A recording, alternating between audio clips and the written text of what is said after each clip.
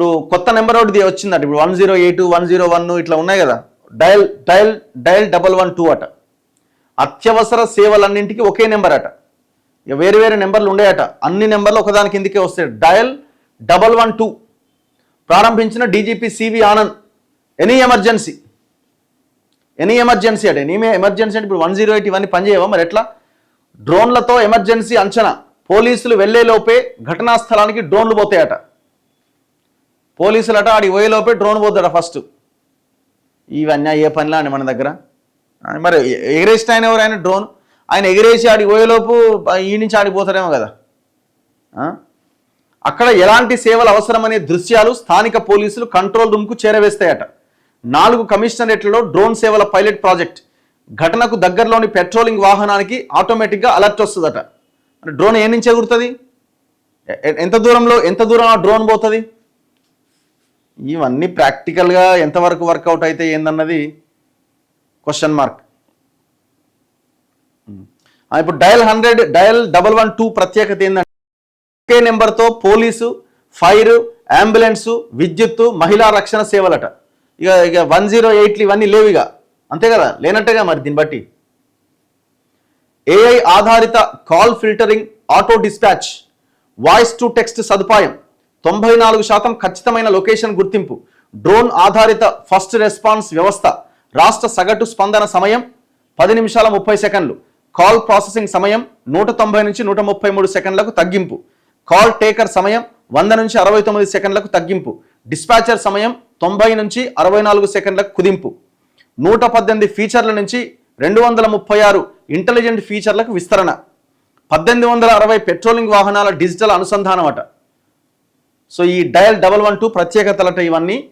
So respond అయ్యే time కూడా తగ్గుతుందట.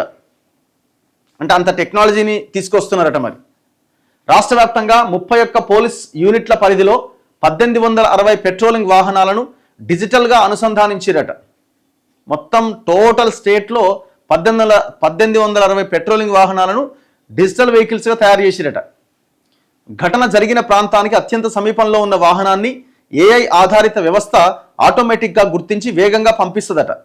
ఆ దగ్గరలో ఏదైతే వెహికల్ ఉంటుందో దానికి పంపిస్తుంది, ఫలానా చోట ఇది జరుగుతున్నదని. 164 మంది శిక్షణ పొందిన సిబ్బంది ఈ కేంద్రంలో నిరంతర విధులు నిర్వహిస్తారట. త్వరలో ఫైర్ ఇంజన్లు, అంబులెన్స్లు సైతం ఏఐతో అనుసంధానం చేస్తారట. డయల్ 100ను తాము స్వాధీనం చేసుకునే సమయంలో 118 ఇంటెలిజెంట్ ఫీచర్లు ఉండేవని, ఆ 118 ఇంటెలిజెంట్ ఫీచర్లు ఉండేవని, ప్రస్తుతం తాము 236 ఫీచర్లను డయల్ 112లో ప్రవేశపెట్టినట్టు తెలిపారు. అసలు 108 అనేది సరిగ్గా పనిచేస్తుందా? ఫస్ట్ దాని మీద ఫోకస్ చేయండి. వెహికల్స్ ఉన్నాయా, పెట్రోల్ డీజిల్ ఉన్న దానిలో పోస్తందుకు, డ్రైవర్లు ఉన్నారా? కొంతమంది 108 డ్రైవర్లు, కొంతమంది, అందరు కాదు, కొంతమంది చాలా తెలివిగా ప్రైవేట్ హాస్పిటల్స్ వాళ్ళతో కుమ్మక్కై మొత్తం కేసులన్నీ ఆ ప్రైవేట్ హాస్పిటల్కి వచ్చేలాగా చేస్తున్నారు. గవర్నమెంట్ హాస్పిటల్కి పోవాల్సిన వెహికల్ ఆ ప్రైవేట్ హాస్పిటల్కి పోతుంది. అంటే వాళ్ళు ఎవరైతే మాట్లాడుకుంటారో ముందుగా పోతుంది. కారణం ఏంటి?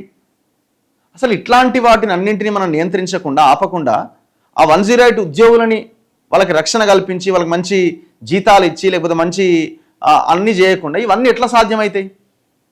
అసలు 108 వెహికల్స్ ఎన్ని ఉన్నాయి, వాటి సామర్థ్యం ఎంత, ఇవన్నీ ఆలోచించాలి కదా. పోలీస్ కానిస్టేబుల్, హోంగార్డుల పరిస్థితి ఏంది, వాళ్ళకి ప్రమోషన్లు ఉన్నాయా, వాళ్ళకి జీతాలు సరైన సమయానికి వస్తున్నాయా, వాళ్ళ రక్షణ వ్యవస్థ ఏంది, ఇవన్నీ కూడా ఆలోచించాలి కదా. నువ్వు ఎన్ని చేసినా అల్టిమేట్గా గ్రౌండ్లో ప్రాక్టికల్గా సాధ్యాసాధ్యాలు ఏంటనేది ప్రధానంగా దృష్టి పెట్టాలి.